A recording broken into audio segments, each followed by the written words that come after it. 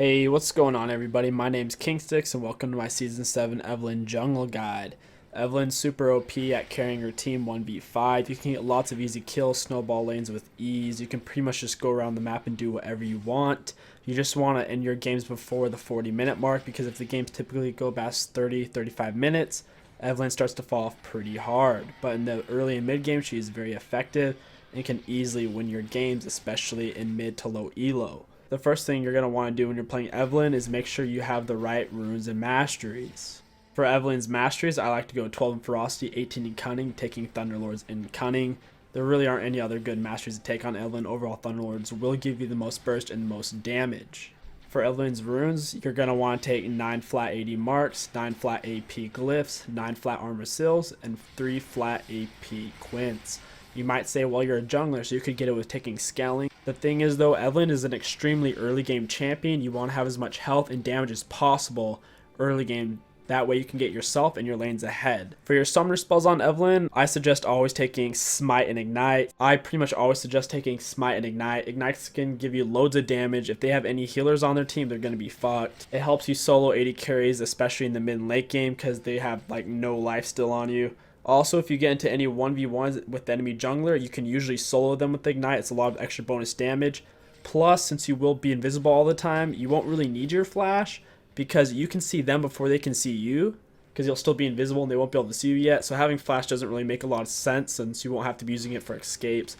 I don't really want to get into the specifics of Evelynn's abilities, so if you want to see the exact stats and percents for each one of Evelynn's abilities, I'll leave a link to Evelynn's wiki so you can see your stats down in the description below. For your spells, you're going to want to take your Q first, maxing it first, then you're going to want to take your E at level 2, maxing it second, and then you're going to want to take your W at level 3, maxing it last.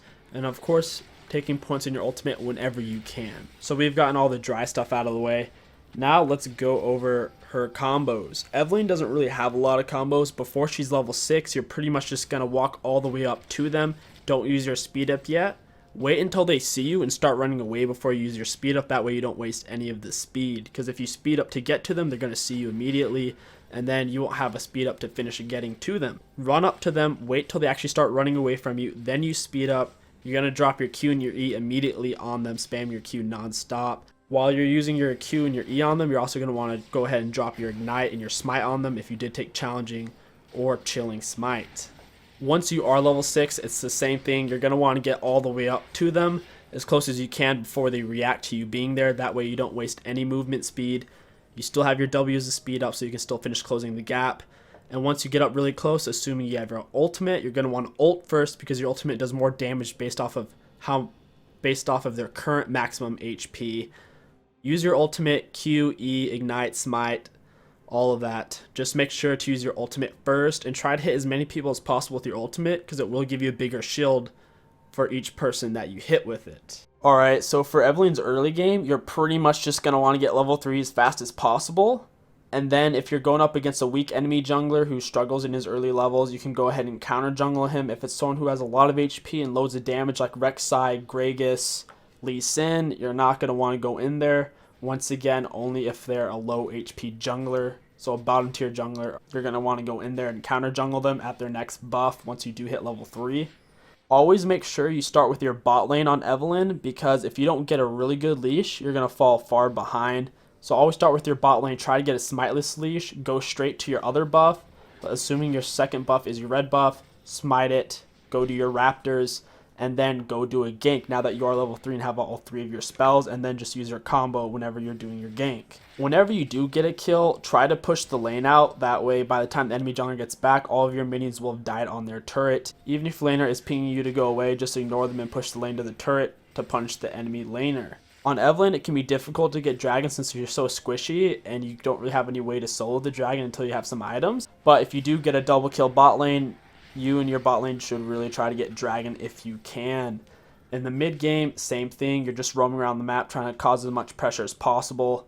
Try to keep an eye out for the enemy jungler. Unless you're really fed, or a lot more fed than he is, try to avoid going into 2v2s, whether it be mid lane or top lane, and try to go to lanes where the enemy jungler isn't. Evelynn's best when you have a player advantage. So for example, if you're ganking bot lane, that will make it 3v2. Try to make sure the enemy jungler isn't going to be there beforehand, because if it's 3v3, Evelynn is a little bit weaker than most junglers in terms of straight on fighting, so you'll probably lose unless you are fed. So try to avoid those kind of scenarios. In team fights on Evelynn, don't rush straight in unless you guys are really far ahead or you're hella fed. Typically, you're going to want to lurk off to the side and wait for an opening. So either hang in the back or hang off from the side. You're going to want to get as close as you can, like we discussed with your combos. Then use your ult and then follow up with the rest of your combo. Try to go for the enemy AD carry or enemy mid laner. Whoever you feel like you can kill easier with the higher percent chance of killing them without them getting away. Typically, this is going to be the enemy AD carry unless they rush in a magic resist item. For Evelynn, you really want to avoid picking her when the enemies have something like Lee Sin or Rek'Sai. They counter her pretty hard. Lee Sin just can straight up 1v1 her.